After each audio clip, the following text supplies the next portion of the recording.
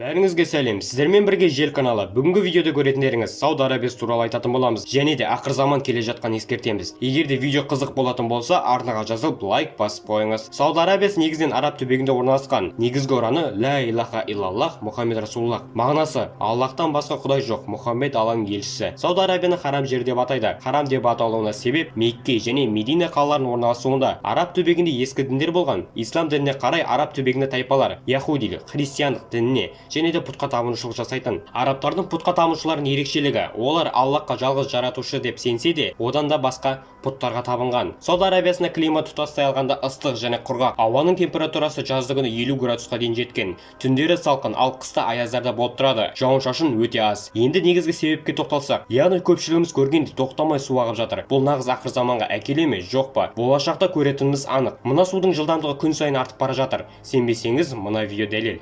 سبيل الدموع سبيل مريح تنهدى يا صاحي كي تستريح Сонымен достар, видеодан көргендей қазіргі жағдай осындай болып жатыр. Сондықтан сіздерге айтарым, барлықтарыңыз мұсылман болсақ та өз ережелерімізді сақтайық. Күнә істерге бармайық, боқ ауызды доғарайық, зиналы іске бармайық, біреуді жамандау, өсектеу, тәкаппарлық және де басқа жаман әрекеттерді қазір тоқтатпасақ кейін кеш болады. Егер де біреуге қатты ренжісек те кешірімді болу керек. Аллах тағаланың өзі кешірімді, ал біз оның қасында ешкім емеспіз. Сол үшін барлық мұсылман бауырларымызға осы видеоны таратып бөліссеңіздер. Сіздермен бірге болған Жер каналы, келесі видеомызда көріскенше.